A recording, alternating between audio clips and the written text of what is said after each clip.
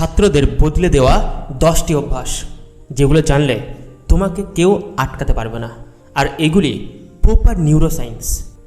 আজকের ভিডিওতে কোনো মোটিভেশন নয়, আজকে আমি শেয়ার করব প্রপার নিউরোসায়েন্স। আমি দীর্ঘ 9 বছর রিসার্চ করেছি। 2025 সালে আমি 9টা বই লিখেছি এবং আমি হাজার হাজার ছাত্রদের লাইফ চেঞ্জ করেছি। তাই এই যে 10টা অভ্যাস, যেগুলো তুমি যদি করতে পারো তাহলে তোমার আটকানোর ক্ষমতা আর কারণ নেই। So let's বিগানিং। ফার্স্ট, 10 মিনিটের মর্নিং প্রোগ্রামিং। যখন তুমি সকালবেলা ঘুম থেকে উঠছো, সেই 10 মিনিটটা এটা হলো থিটা স্টেট। সেই সময় তোমার ব্রেন ওপেনিং থাকে এবং সবচাইতে পাওয়ারফুল থাকে। তখন তুমি যে কাজটা করছো সেই কাজটা সরাসরি আমাদের সাবকনশিয়াস মাইন্ডে প্রবেশ করে। এখন নিজেকে প্রশ্ন করো, তুমি সকালবেলা ওঠার পরে কি করো? আমি তোমাকে ইনভাইট করছি আমার কমিউনিটিতে। সেখানে আমি তোমাকে শেখাবো সকালবেলা উঠে এমন কিছু টেকনিক আছে যেগুলো প্র্যাকটিস করলে তোমার ব্রেনের মাসেল বাড়বে, তোমার সাবকনশিয়াস মাইন্ডের পাওয়ার অর্থাৎ আইকিউ লেভেল বাড়বে, তোমার ইমোশনাল ইন্টেলিজেন্স ইকিউ লেভেল বাড়বে এবং তোমার মাত্র 3 মাসে সমস্ত ব্যক্তিত্ব চেঞ্জ হয়ে যাবে। এবার চলে আসে অভ্যাস 2, রিকল বিফোর রিড। তুমি যে পড়াটা পড়ছো তার আগের পড়ার সাথে কানেক্ট করতে হবে, তখনই তোমার ব্রেন মাসেল ক্রিয়েট করবে। এখন পড়ার আগে মাত্র 10 সেকেন্ড চোখ বন্ধ করে আগের পড়াটা ভাবতে হবে, তারপরে পড়তে হবে। প্রত্যেকটা টপার্স এই পদ্ধতিতে পড়াশোনা করে। পরবর্তী অভ্যাস সাইলেন্ট আওয়ার। প্রত্যেকটা টপার যারা জিনিয়াস তারা এই কাজটা করে। তারা প্রতিদিন 1 ঘন্টা সাইলেন্ট থাকে উইথআউট এনি ফোন। তারা ফোন ছাড়াই 1 ঘন্টা সাইলেন্ট থাকার চেষ্টা করে এবং সেখানে বিভিন্ন রকম আইডিয়া, ক্রিয়েটিভিটি, সৃজনশীলতা ইত্যাদি নিয়ে ভাবে, লেখে এবং তাদের প্যাশনেট কাজ করে। তুমি কি এটা করছো? পরবর্তী অভ্যাস রাইট বিফোর স্লিপ। তোমার একটা ছোট্ট খাতা করতে হবে এবং সেই খাতাতে সারা দিনের কী পড়া পড়েছিলে সেগুলো প্রথমে চোখ বন্ধ করে রিকল করতে হবে এবং সেই খাতায় লিখতে হবে, তারপরে ঘুমিয়ে পড়তে হবে। যদি তুমি এইগুলো করতে পারো এবং সেই লেখাটা মাত্র 5 মিনিটের মধ্যে করতে হবে। এর জন্য প্রপার সিস্টেম, টেকনিক, সাইকোলজি জানা দরকার তোমার সারা দিনের পড়াটা। যদি এটা জানতে চাও তাহলে অবশ্য আমার কমিউনিটিতে তোমাকে স্বাগতম জানাচ্ছি। অবশ্য কমেন্ট করতে হবে এবং সেখানে যদি এটা 21 দিন প্র্যাকটিস করতে পারো, 21 দিনের টোটাল পড়াটা তোমার একটা ছোট্ট খাতাতে চলে আসবে এবং সেগুলো দেখা এবং টপার হয়ে ওঠা সাধারণ হয়ে উঠবে। পরবর্তী অভ্যাস 5, নেগেটিভ সার্কেল থেকে দূরে থাকা। টপারদের একটা পজিটিভ কমিউনিটি থাকে। প্রত্যেকটা টপার সেই কমিউনিটিতে গ্রো করে। যেরকম একটা গাছ, তাকে যদি নেগেটিভিটি দেওয়া হয় অর্থাৎ গাছটাকে যদি গ্রো করতে না দেওয়া হয়, গাছটা বাড়ে না। ঠিক একইভাবে কোনো ছাত্র যদি পজিটিভিটি না থাকে সে কখনো গ্রো করতে পারে না। তার জন্য তার পরিবার, তার ফ্যামিলি, তার টিচার, তার ক্লাসমেট, প্রত্যেকটা ব্যক্তি ইম্পর্টেন্ট তাকে গ্রো করার জন্য। সেখানে অনেক টপার্সরা জয়েন করেছে পশ্চিমবঙ্গের মধ্যে এবং আমার পার্সোনাল গাইডেন্স তোমাকে দেব, তুমি হয়ে উঠবে টপার। কারণ নিশ্চিত এটা মনে করো, যদি তোমার আশপাশের পরিবেশ এমন না হয় যেখানে তুমি গ্রো করতে পারছো না, তাহলে আমার কমিউনিটি, আমার গাইডেন্স আমাকে অ্যাকাউন্টেবিলিটি দেবে এবং আমি তোমাকে সঠিক পথ দেখাতে সাহায্য করব। তাই কমিউনিটিতে জয়েন করতে হবে। পরবর্তী অভ্যাস প্রশ্ন করার সাহস। প্রত্যেকটা টপার তারা প্রশ্ন করে। অনেক অ্যাভারেজ ছাত্র আছে তারা প্রশ্ন করে না স্কুলে, কারণ তারা ভাবে যে অন্য কেউ যদি তাকে সেই প্রশ্ন করার জন্য হাসাহাসি করে বা তার একটা ভয় কাজ করে। কিন্তু টপারদের একটা কোয়ালিটি আছে, তারা প্রশ্ন করবেই। যদি কোনো জায়গায় কনফিউজ থাকে সেটা ক্লিয়ার হয়। তুমি কি প্রশ্ন করছো? যদি না করে থাকো তাহলে আগামীকাল থেকে এই প্র্যাকটিসটা করতে থাকো। প্রশ্ন করতে শিখতে হবে এবং প্রশ্ন করার সাহসটা তৈরি করতে হবে। যদি এই প্রবলেমটা থাকে, তুমি প্রশ্ন করতে পারো না, তোমার মধ্যে ভয় কাজ করে, তোমার কনফিডেন্স লেভেলটা একদম ডাউন, আমি তোমাকে সাহায্য করব। মাত্র 7 দিনে তুমি কনফিডেন্স হয়ে উঠবে। আমার কমিউনিটির কনফিডেন্ট কোর্স তুমি ইনরোল করতে পারো। এবার চলে আসে সবচাইতে গুরুত্বপূর্ণ অভ্যাসটি, অভ্যাস 7, একাগ্রতা। এটা বিবেকানন্দের সবচাইতে ফেভারিট পয়েন্ট। যদি একাগ্রতা না থাকে তুমি কখনো টপার হয়ে উঠতে পারবে না। দুটো মাইন্ড হয়, একটা হচ্ছে ডিস্ট্র্যাক্টেড মাইন্ড, যেখানে একটা ছাত্র সে 6 ঘন্টা, 7 ঘন্টা, 9 ঘন্টা পড়াশোনা করছে না কেন, তার ব্রেনে কিছু ঢুকছে না, কারণ তার ব্রেন বারবার চঞ্চল হয়ে উঠছে এবং সেখানেই তার এনার্জি চলে যাচ্ছে।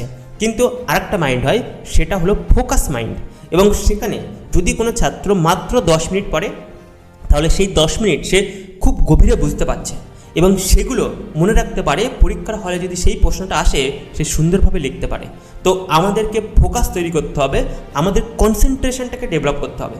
যদি আপনি একজন প্যারেন্টস হয়ে থাকেন, এই ভিডিওটা দেখছেন, আপনার সন্তান খুব চঞ্চল, সে পড়াশোনা করতে করতে উদ্বেগ হয়ে যায়, বিঘ্নিত ঘটে তার ব্রেনের মধ্যে, সে পড়তে চায় না, বা যদি তুমি একজন ছাত্র হয়ে থাকো তোমার এই প্রবলেমটা মূল, তাহলে আমি বলবো তুমি কখনো টপার হয়ে উঠতে পারবে না যদি এই প্রবলেমটা সলভ না করো। তোমার ব্রেনটাকে ফোকাস এবং একাগ্রতা নিয়ে আসতে হবে। একাগ্রতা মানে কি? তুমি 1 ঘন্টা পড়াশোনা করছো, সেখানে কোনো চিন্তা মাঝখানে তোমাকে অ্যাটাক করছে না, তুমি পড়াশোনা করেই যাচ্ছ এবং সেখানে তোমার এবং তোমার বইয়ের মধ্যে ভেদাভেদটা তুমি বুঝতেই পারছো না এবং সেখান থেকে তুমি বুঝেছো, নোট নিয়েছো, কোশ্চেনিং করেছো, তারপরে পরবর্তীতে উঠে চলে গেছো। কিন্তু এর মধ্যে যদি বারবার চিন্তা চলে আসে, পড়তে না ইচ্ছা করে, তাহলে এই প্রবলেমটা সলভ করতেই হবে। এবার চলে আসে পরবর্তী পয়েন্ট 8, টিচ ব্যাক মেথড। তুমি যে পড়াটা পড়েছো সেই পড়াটা ব্রেনে স্টোর হচ্ছে কিনা সেটা একমাত্র নির্ভর করছে তোমার পড়ার পরে তুমি কি করছো। তুমি তো 2 ঘন্টা পড়েছো, পড়ার পরে উঠে চলে যাচ্ছ বা মোবাইল ফোন দেখছো, তুমি ভাবছো যে আজকে অনেকক্ষণ পড়া হয়ে গেছে, কিন্তু ব্রেনের সেই পড়াটা স্থির করতে হবে বা স্টোর করতে হবে। তার জন্য তোমাকে এমন কিছু পদ্ধতি অবলম্বন করতে হবে, সেই পদ্ধতিটা না করলে তোমার পড়াটা, টাইমটা, এনার্জিটা সম্পূর্ণ বৃথা। তার মধ্যে একটি আছে টিচিং মেথড, অর্থাৎ পড়াটাকে তুমি পড়েছো সেটা অন্য কাউকে বোঝাও, যেন তুমি একজন টিচার হয়ে গেছো, তুমি বোঝাচ্ছ।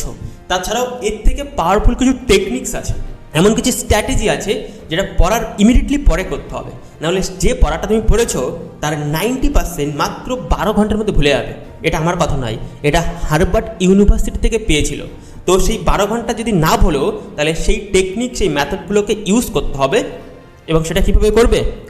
এগেন আমার কমিউনিটি, কারণ আমি সেখানে একটা বান্ডেল শেয়ার করছি, আমি তোমাকে পার্সোনালি গাইড করছি, সেটা তোমাকে জয়েন করলে তুমি বুঝতে পারবে যে সেখানে কি আছে। এবং তার জন্য অবশ্য কমেন্ট করতে হবে, বা ডিসক্রিপশানে আমি ডিটেলিংস দিয়েছি, সেখান থেকে তুমি আমার কমিউনিটি পারচেস করতে পারো। একবার পারচেস করলে লাইফ টাইম আমি তোমাকে অ্যাক্সেস দেবো এবং অবশ্য কুপন কোডও রেখেছি, তুমি কুপন কোডটা দিয়ে তুমি আরও বেনিফিট তুলতে পারো। এবার চলে আসে অভ্যাস 9, প্রত্যেকদিন ছোট্ট ছোট্ট উইনিং। আমরা যে স্বপ্নটা দেখেছি, মেবি তোমার স্বপ্ন মাধ্যমিকে 95% পাওয়া, এইচএসে 95% পাওয়া বা গভর্নমেন্ট জব, সেটা একদিনে পসিবল নয়। তার জন্য প্রত্যেক দিন ছোট ছোট কাজ করতে হবে এবং সেগুলোকে সেলিব্রেশন করতে হবে। কিন্তু প্রশ্ন হচ্ছে, তুমি সকালবেলা ঘুম থেকে উঠেছো, তুমি রেগুলেটলি ব্যস্ত হয়ে যাচ্ছ, তোমাকে একটা সিস্টেম মেনটেন করতে হবে যে সকালবেলা উঠে তুমি কোন পড়া পড়বে, কোন পড়া পড়বে না, তোমার গ্রোথ পার্সেন্টেজ কত হচ্ছে, ইচ অ্যান্ড এভরিথিং তোমার কাউন্টে থাকবে। তোমার কোন পড়া কমপ্লিট হয়েছে, তোমার কোন পড়া এখনও বাকি আছে। তো সেগুলো যদি না বুঝতে পারো, তাহলে তোমার গ্রোথটা তুমি কীভাবে মাপবে? প্রত্যেকটা জিনিস একটা মাপার সিস্টেম আছে। তুমি দৌড়াচ্ছ, কত স্পিডে দৌড়াচ্ছ, তুমি রান করছো, কতক্ষণ টাইম লাগবে ওইটা কমপ্লিট করতে। প্রত্যেকটা জিনিসের যদি মাপার সিস্টেম না থাকে, তাহলে বোঝাই যাবে না যে কোথায় কতটা কাজ করতে হবে। ঠিক একইভাবে তুমি যখন পড়াশোনা করছো, তুমি কতটা পড়েছো, কতটা স্পিডে পড়ছো, কতটা পড়া বাকি আছে এবং তুমি কতটা প্রস্তুত আছো পরীক্ষার জন্যে, সেই টাইমের মধ্যে কি কমপ্লিট করতে পারবে?